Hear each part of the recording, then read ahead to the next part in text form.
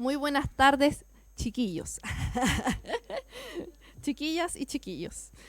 Bueno, gracias, Señor, por esta oportunidad que no sabemos si se va a repetir, así que vamos a tratar de usarla bien, para que después no lleguen comentarios, ¿no? Bueno, aquí el título de la canción de este día dice Mi único, ¿sí?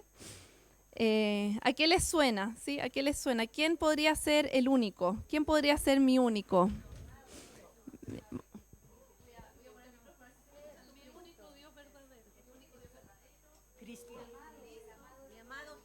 Mi amado Jesús, el amado de mi alma. Escuché por ahí que no reconocí, no distinguí la voz, la Eva. Ahí sí. El amado de mi alma, exactamente, chiquillas y chiquillos. Vamos súper bien, exactamente. Y quiero que vayamos a un evangelio que todos hemos leído, la mayoría aquí, ¿cierto? Que es el evangelio de Juan, capítulo 1.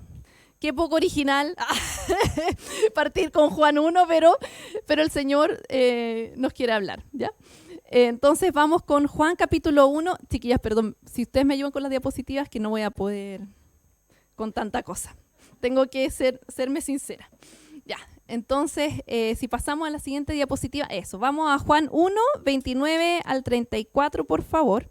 Y vamos a leer todos al unísono, ¿ya?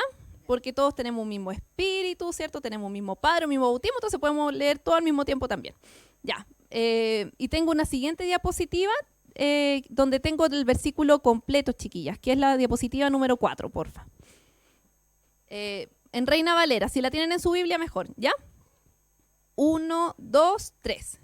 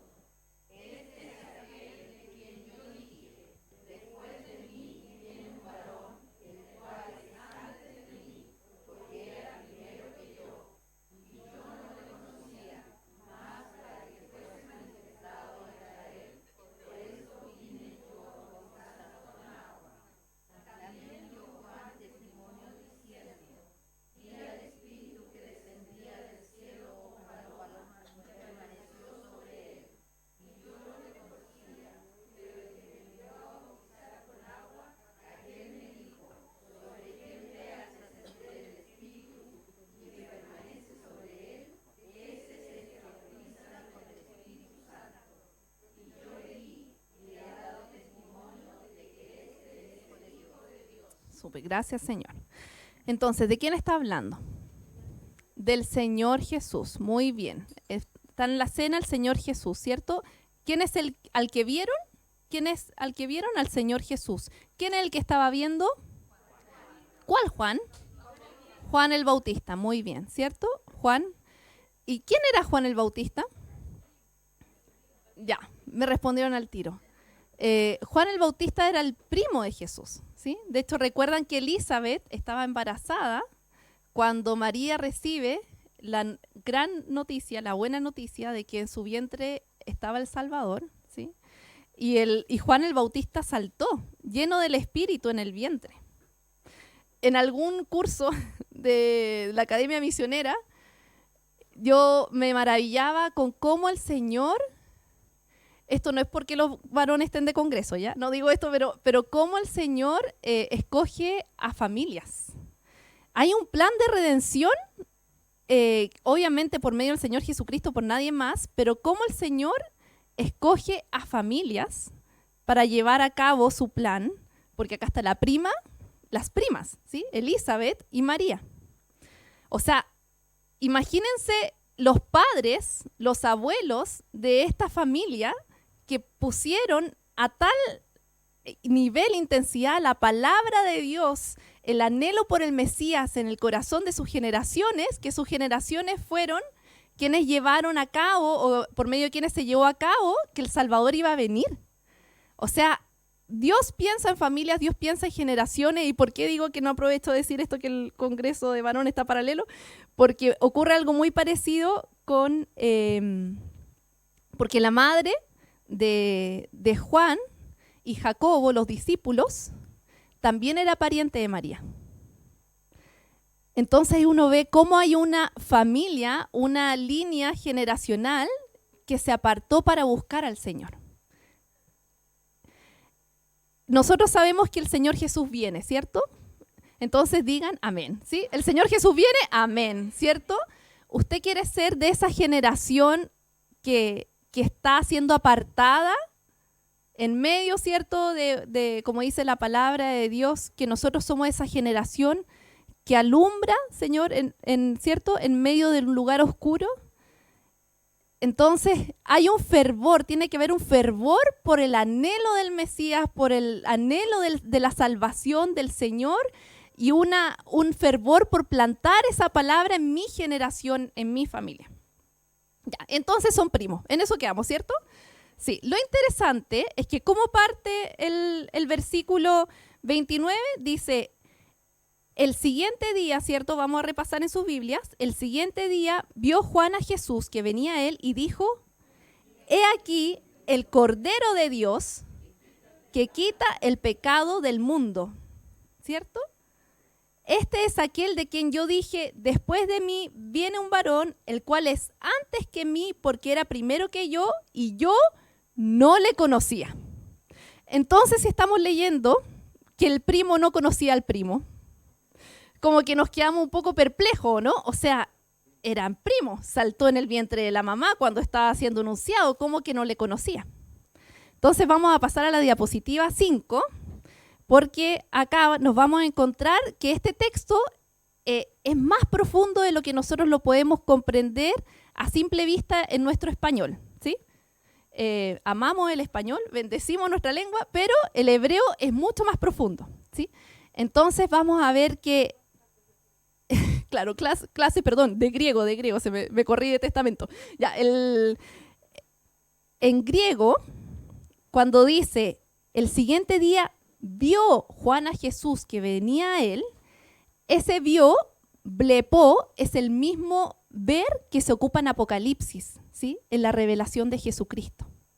Cuando Juan ve, este blepo es una revelación profunda, y le voy a leer la definición. Dice, ver algo físico con resultados espirituales.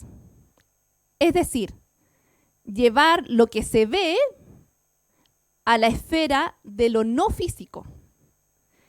Entonces, esto me lleva a actuar, a responder, a tener cuidado, a estar alerta conforme a la necesidad de lo que se me está revelando. Resumen, blepo es que yo veo las cosas materiales, pero entiendo el significado espiritual de lo que está ocurriendo, ¿sí? Blepo es cuando usted discierne qué es lo que está ocurriendo, discierne espiritualmente. No estamos hablando de lo que ve materialmente aquí, no está contando cuántas personas hay, ¿sí? Ve a los ángeles que están con nosotros, ve la presencia del Señor, ve la guerra espiritual, ¿cierto? Ve la obra de la sangre de Cristo trayendo revelación a nuestras vidas, ¿sí? Blepo es tener esa visión de entendimiento, pero no solo un discernimiento espiritual, sino que me lleva a tomar una decisión, ¿sí? A actuar. ¿Y cuál era esta acción que está tomando Juan el Bautista luego que por fin vio? Él declara. ¿Y qué es lo que declara? He aquí el Cordero de Dios, ¿sí? Que quita el pecado del mundo, ¿sí? Él ve a su primo, ¿sí?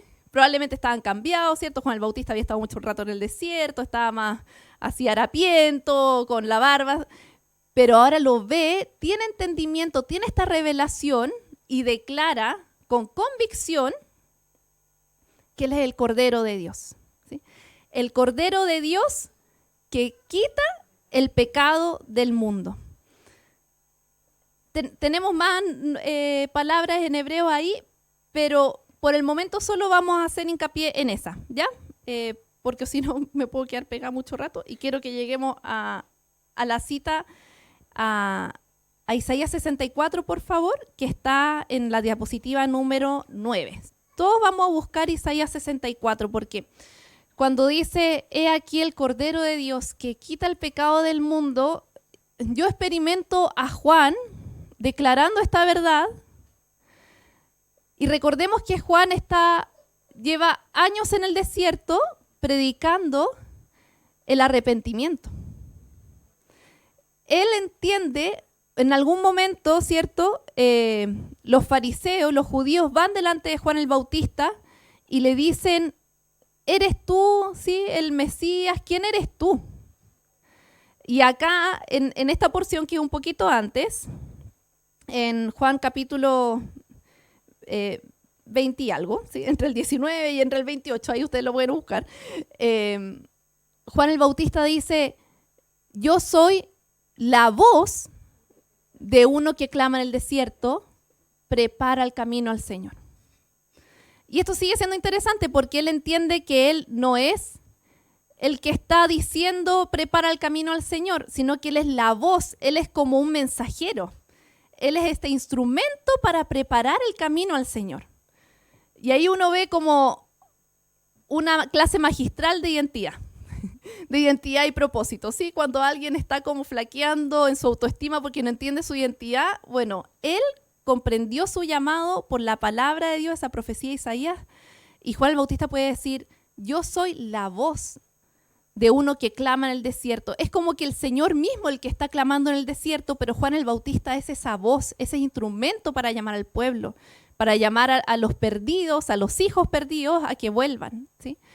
Preparen el camino al Señor. Entonces, este Juan que estaba ayunando, que estaba en el desierto, que estaba proclamando el arrepentimiento, personalmente, ¿es fácil arrepentirse? Escudriñémonos nosotros mismos. ¿Es fácil arrepentirse?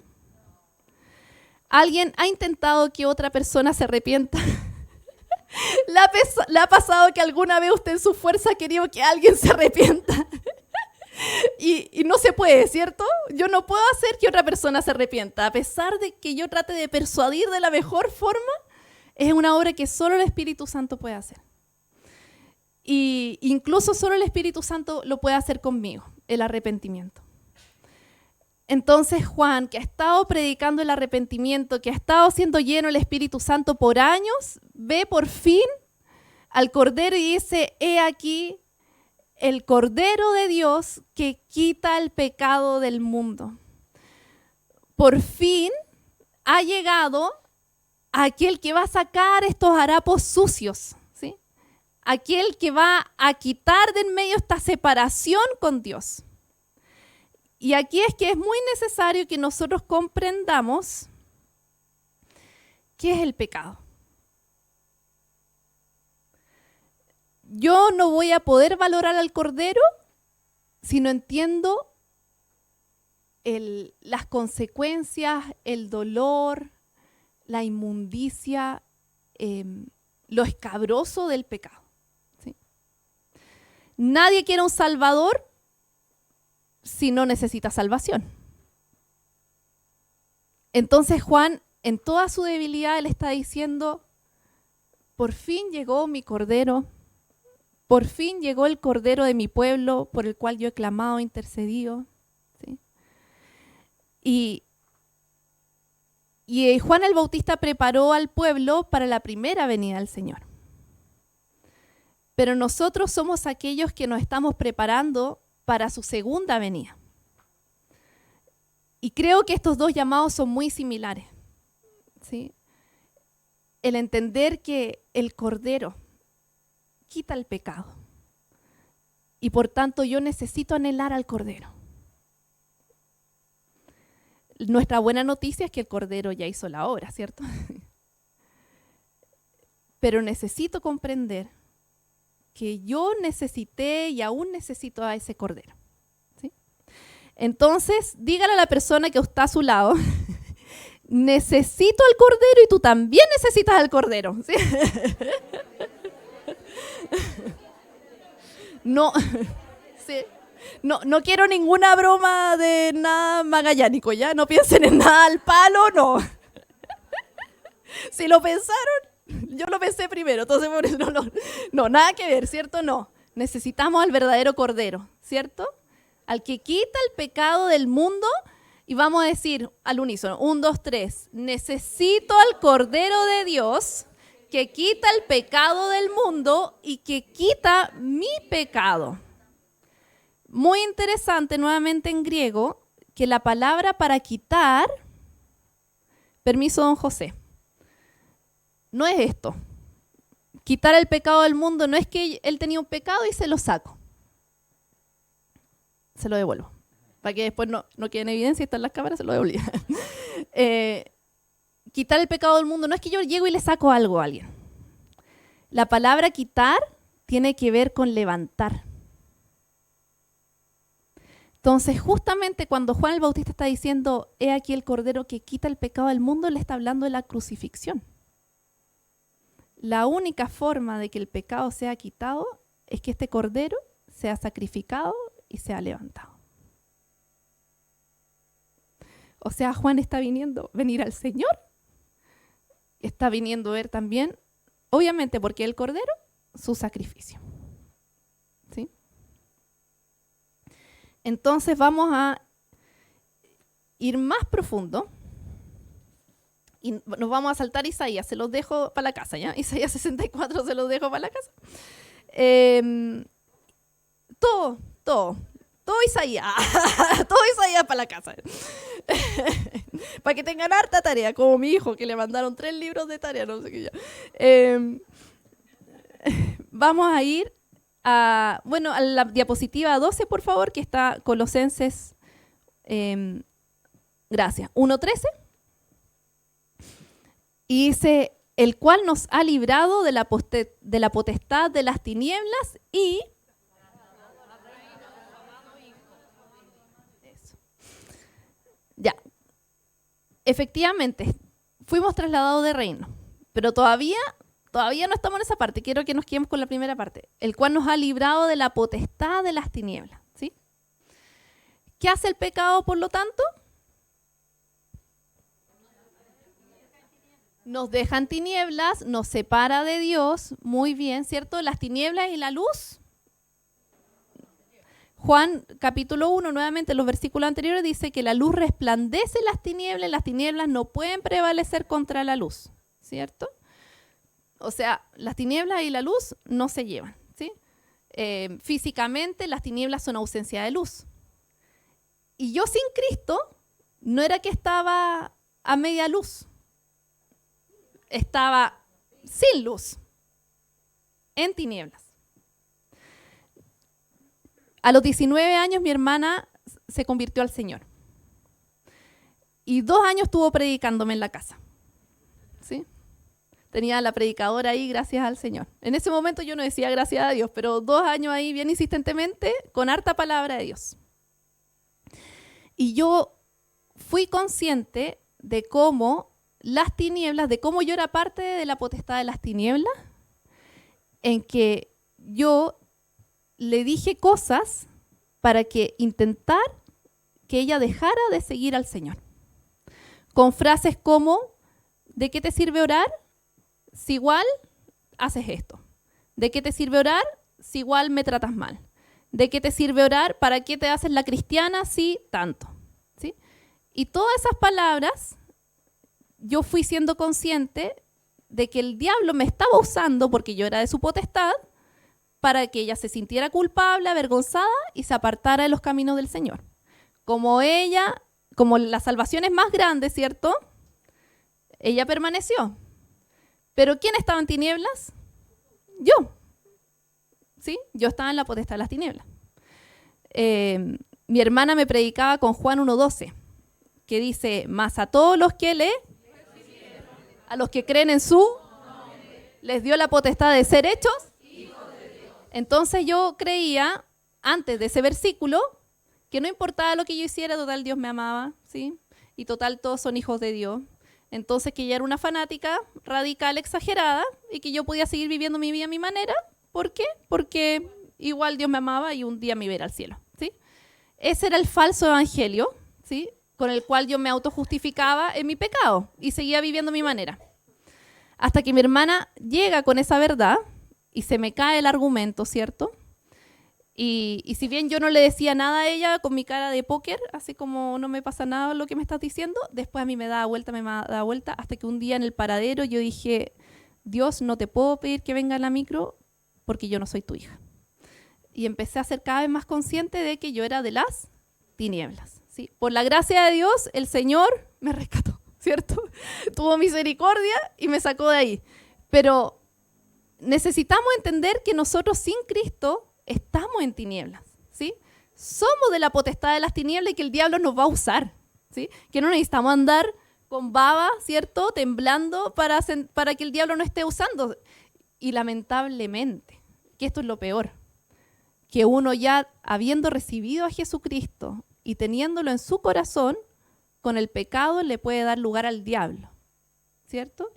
El libro de Efesios, ¿cierto? Nos lo deja súper claro, dice, airaos, pero no pequéis, no se ponga el sol sobre vuestro enojo, ni deis lugar al diablo, ¿sí?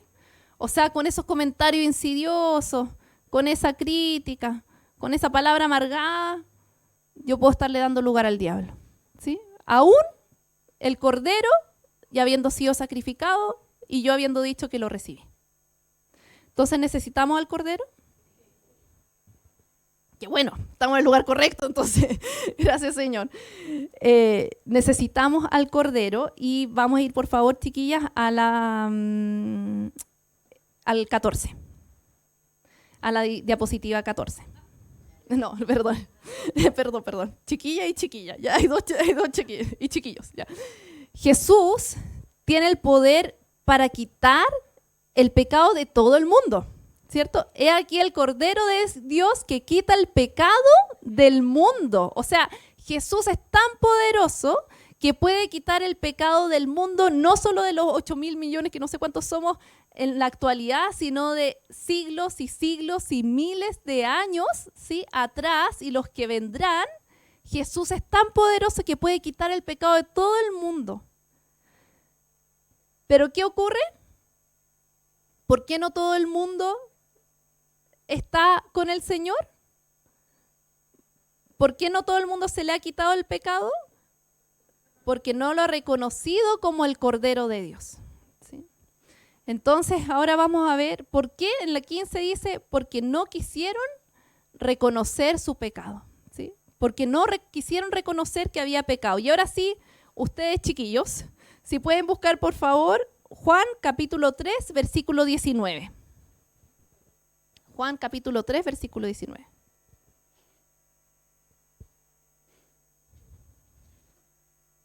Gracias.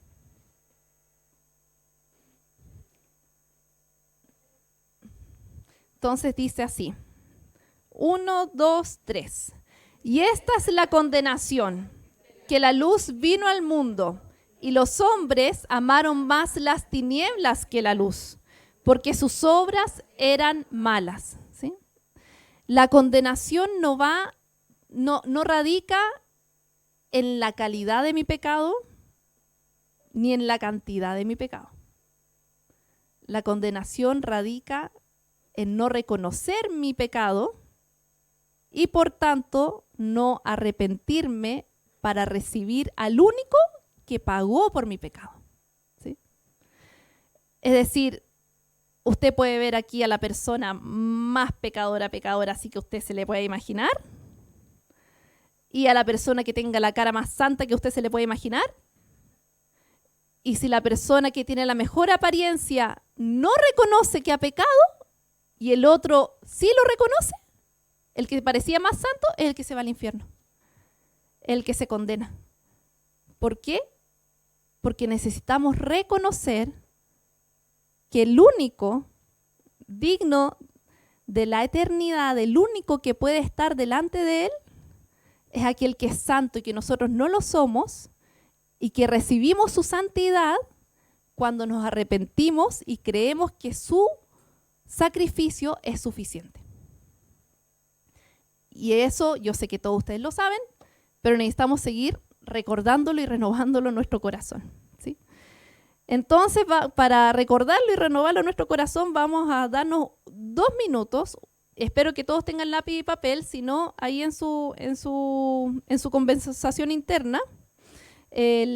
La diapositiva siguiente, la 17, dice, cuando tú le viste, porque recuerden que Juan el Bautista vio a Jesús cuando estaba allá afuera de las aguas y ahí él comprendió, tuvo esta revelación que él era el Cordero de Dios. Y en nuestra vida también tiene que haber existido para que estemos el día de hoy aquí, o en unos próximos días va a ocurrir, o en este día va a ocurrir, que en un momento nosotros vemos y entendemos que el Señor Jesús es mi Cordero. ¿Sí? Que ese pecado, que esos harapos sucios que me apartaban de Él venía a quitarlos porque iba a ser levantado en la cruz por mi pecado. Entonces, cuando entiendo que Jesús es mi Cordero personal, en esa ocasión, tal vez años atrás, meses, semanas, días atrás, yo entendí que Él necesitaba que Él quitara ciertos pecados, ¿cierto? Entonces, un ejercicio muy rápido, cada uno si puede pensar de qué lo rescató el Señor y de qué necesita que lo rescate o que lo siga limpiando el día de hoy.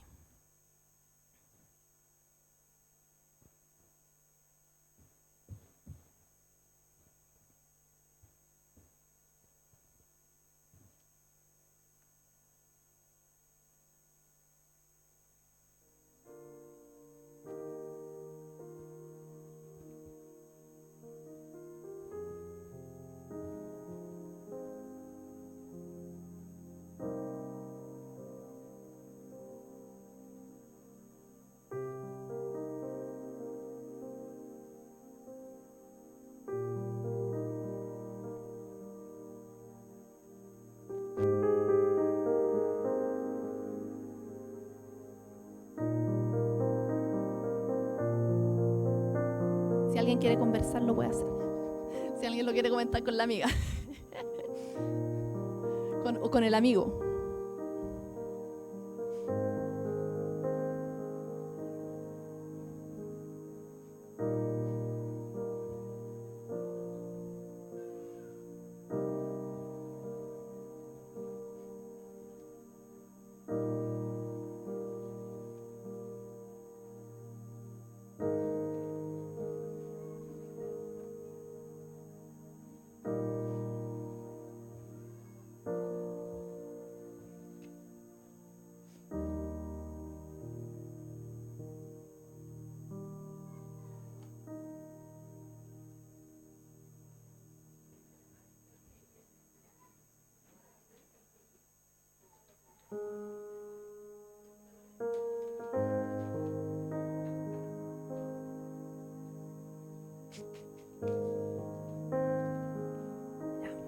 Traten de terminar la idea en 10 segundos. 10 segundos.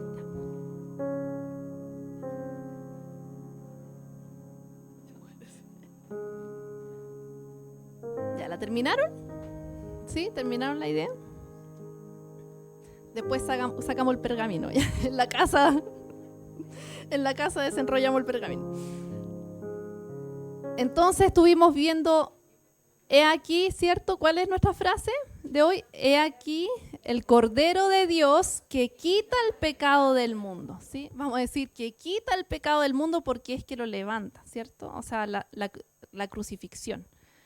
No es así como que una cosita, un detallito nomás. No, o sea, es un pago, un alto precio para quitar nuestro pecado. Entonces vimos el pecado, vimos cómo lo quita, ¿cierto? Por medio de la crucifixión. Gracias. Pero vamos a ir a la diapositiva 18 y nos vamos a preguntar, ¿pero por qué el Cordero? ¿Cierto? He aquí, ahora entendió que era el Cordero de Dios que quita el pecado del mundo. ¿Y por qué el Cordero?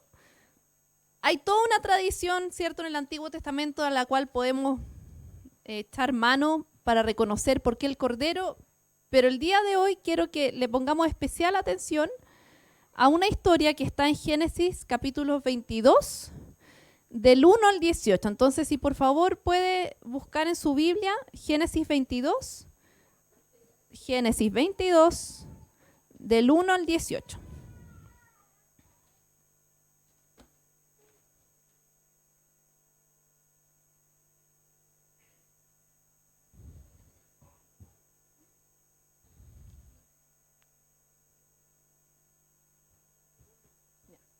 Y vamos a leer de nuevo todos juntos, ¿ya? Es largo, ya. Entonces tal vez hago una pausa. 1, 2, 3.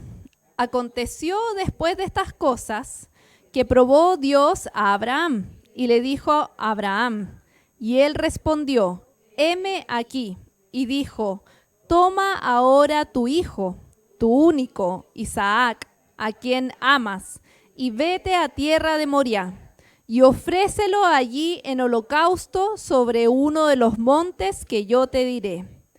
Y Abraham se levantó muy de mañana y enalbardó su asno, y tomó consigo 2 siervos suyos y a Isaac su hijo, y cortó leña para el holocausto, y se levantó y fue al lugar que Dios le dijo. Al tercer día alzó Abraham sus ojos y vio el lugar de lejos. Entonces dijo Abraham a sus siervos, esperad aquí con el asno, y yo y el muchacho iremos hasta allí y adoraremos, y volveremos a vosotros. Y tomó Abraham la leña del holocausto y la puso sobre Isaac su hijo. Y él tomó en su mano el fuego y el cuchillo, y fueron ambos juntos. Entonces habló Isaac a Abraham, su padre, y dijo, Padre mío. Y él respondió, heme aquí, mi hijo.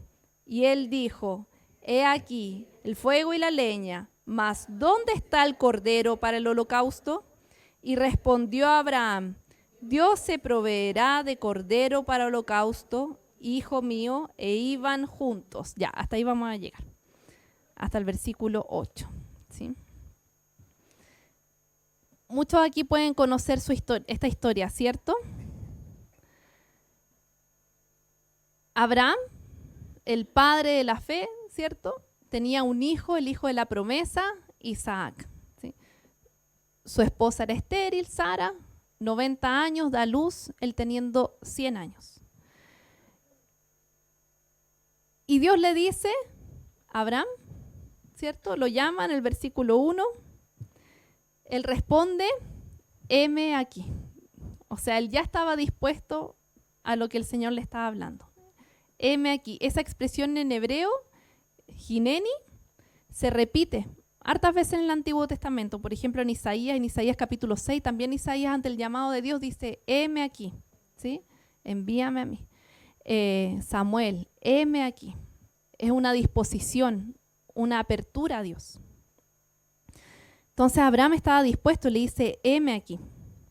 Entonces Dios le dice, toma ahora a tu hijo, tu único, Isaac, a quien amas, ¿cierto? Y vete a tierra de Moriah y ofrécelo allí en holocausto sobre uno de los montes que yo te diré.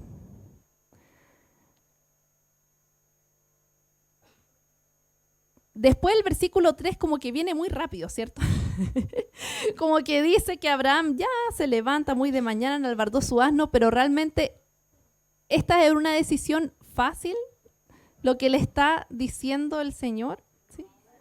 Toma ahora tu hijo, tu único, Isaac, a quien amas, y vete a tierra de Moriah y ofrécelo allí en holocausto. El holocausto era este sacrificio que se quemaba por completo, ¿sí? Que se entregaba por completo. El Señor en su palabra deja en claro que Él no busca ni le agradan los sacrificios humanos. ¿Sí? En el contexto de Abraham, ¿cierto? Él viene de Ur de los Caldeos, ¿cierto? Tierras paganas. Sí habían ídolos falsos que sacrificaban a niños, ¿cierto? El dios Moloch se le sacrificaban a niños. Podríamos pensar que quizás para Abraham culturalmente esto era algo que sabía que ocurría, pero no le quita el peso a lo que Dios le está llamando a hacer y a también su entregada decisión al otro día inmediatamente partir con su hijo.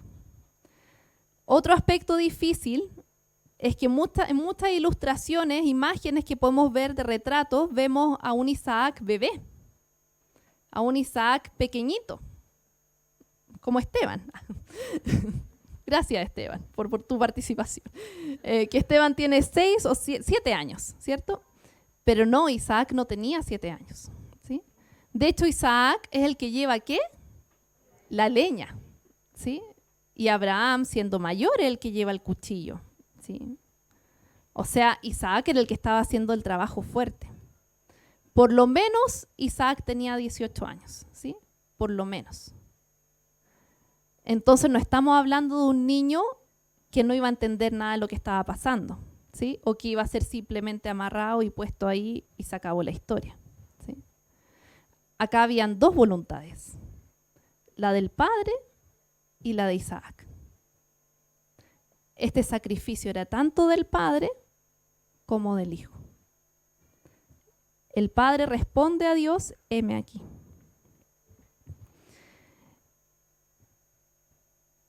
Y algo muy interesante es que cuando Dios le llama a Isaac con el versículo 2, le dice, toma ahora tu hijo, tu único. Y esta expresión en hebreo es yashid, que habla de una vida preciosa. O sea, cuando Dios lo está llamando a entregar a su hijo, Dios como que le está diciendo en su corazón, yo sé que es lo más precioso que tú tienes. Yo sé que te estoy llamando a entregar lo más preciado, lo más precioso, lo que es sin igual, lo único, ¿sí?, que tú tienes.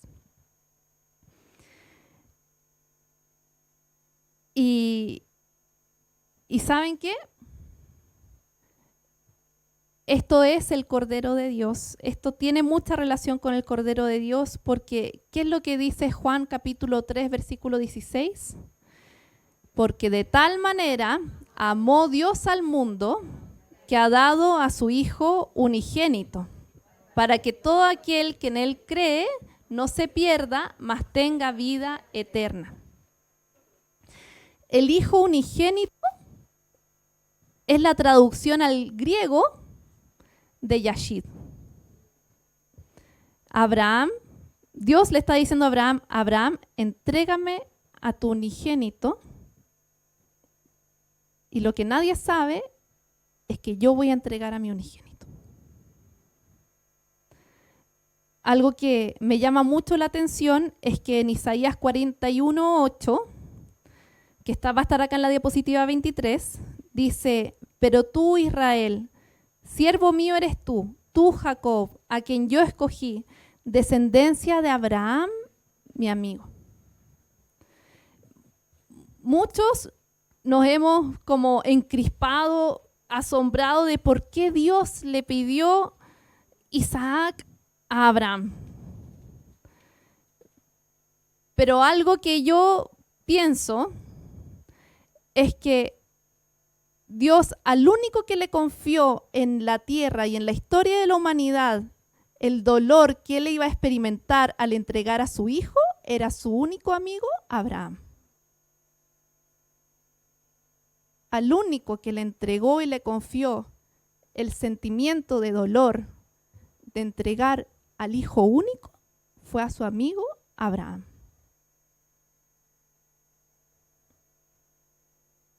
Abraham es íntimo de Dios. Y aún en medio de ese dolor, entiende que Dios tenía un plan. Y recuerden, por favor, que en Génesis 22 le dice a los siervos, en el versículo 5, y adoraremos y volveremos a vosotros. Abraham, de una forma profética, en el espíritu íntimo a Dios, está dando certeza de que en medio de su obediencia él sabe que Dios va a obrar y va a traer de vuelta a su hijo. Abraham está anunciando la resurrección. Y de hecho, ¿cuántos días se demora hasta llegar al sacrificio de su hijo? 3 días. 3 días de luto, entregando al hijo. Así como el padre estuvo 3 días entregando al hijo, esperando su manifestación en la resurrección.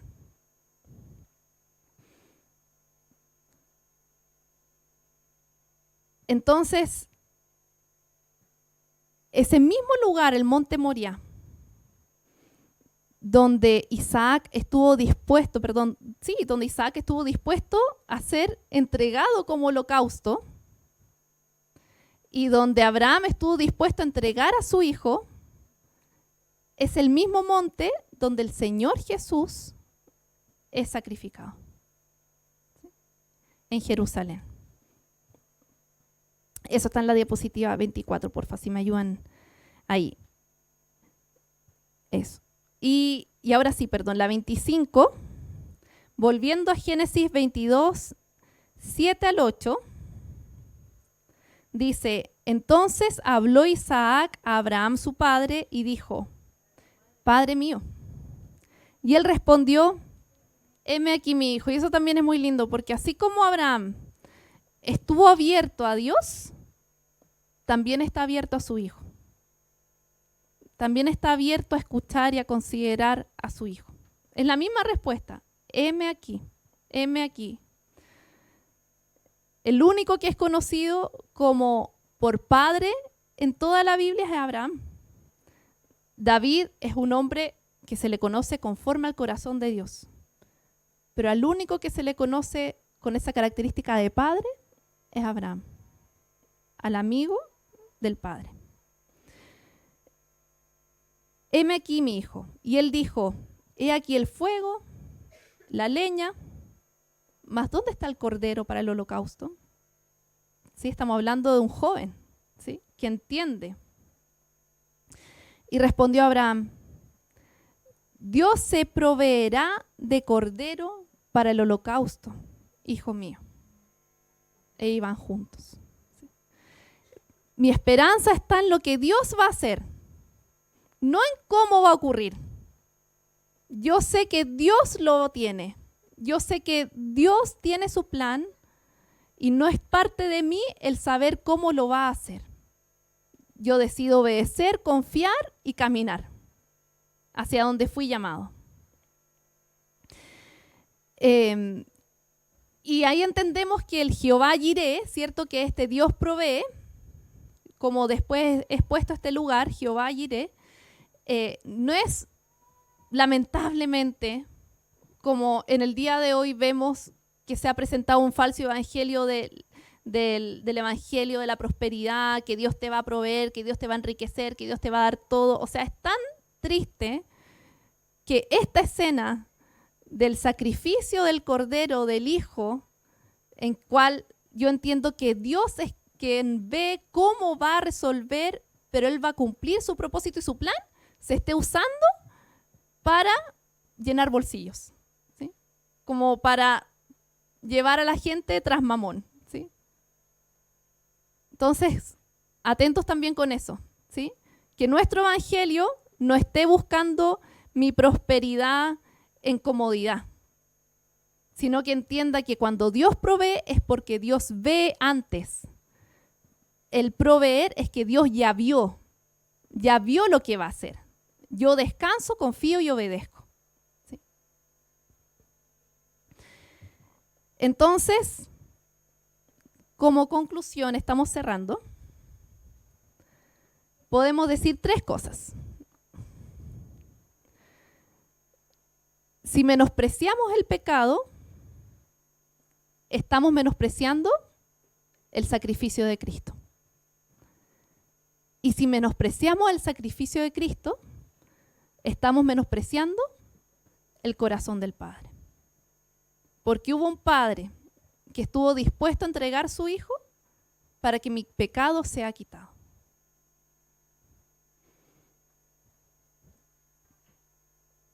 Y por último, vamos a ir todo al Salmo 85.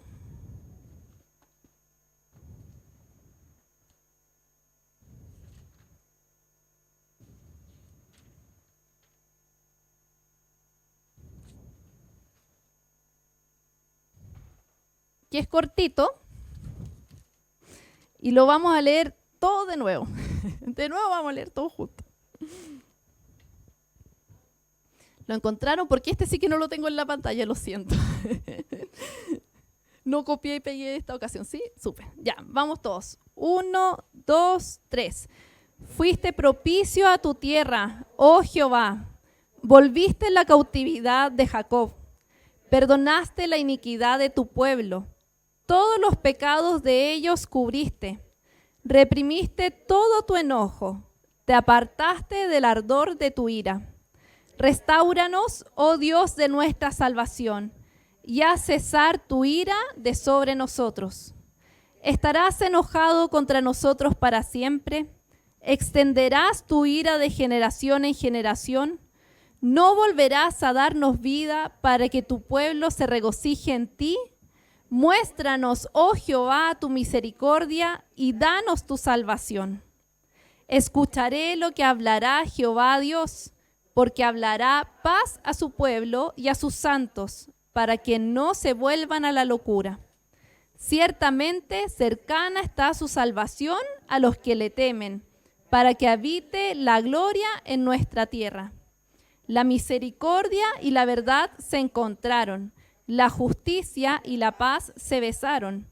La verdad brotará de la tierra, y la justicia mirará desde los cielos. Jehová dará también el bien, y nuestra tierra dará su fruto. La justicia irá delante de él, y sus pasos nos pondrá por camino. Fuiste propicio a tu tierra, volviste la cautividad de Jacob, perdonaste la iniquidad de tu pueblo, todos los pecados de ellos cubriste, reprimiste todo tu enojo. El pecado trae ira al corazón de Dios, una ira santa, justa. Te apartaste del ardor de tu ira. Y acá viene un clamor, ¿cierto?, de arrepentimiento. Restáuranos, oh Dios de nuestra salvación, y haz cesar tu ira de sobre nosotros. Muéstranos, el versículo 7, oh Jehová, tu misericordia y danos salvación. La salvación de Dios es la muestra de su misericordia, de su corazón que se compadece con nuestra miseria y no nos quiere más apartados, sino que nos quiere como hijos. Evangelizando en la universidad y explicando el sacrificio de Cristo, con Juan 3:16, he hecho la ilustración de decir, tengo 3 hijos. Si tú me pides que cualquier persona, yo entregue a mi hijo por cualquier persona, no lo haría. Imagínate cuánto te ama el Señor. Pero un día creo que entendí que esa no es la lógica. Y dije, tengo 3 hijos. Yo no daría a ninguno de mis hijos por cualquier persona que se cruza en la calle. Pero ni Dios lo quiera. Ni Dios lo quiere, en serio, Señor, guárdanos, pero nos cubrimos con la sangre preciosa de Cristo. Pero si existiera la realidad paralela en que uno de mis hijos está gravemente enfermo y está en riesgo de vital, y la única forma de que él viva es que otro de mis hijos entre a una cirugía en la cual también puede quedar en riesgo vital, pero puede salvar al otro hijo. A ellos sí lo considero. Y el sacrificio del hijo no es un sacrificio por desconocidos. El sacrificio del hijo es para que los que andaban perdidos vuelvan a ser hijos. El sacrificio del hijo es el hijo por otros hijos. Y ahí entendemos la parábola del hijo pródigo. Estos hijos que se fueron y el padre está anhelando que vuelvan. Y por eso el hijo también está dispuesto a este sacrificio en el plan de Dios.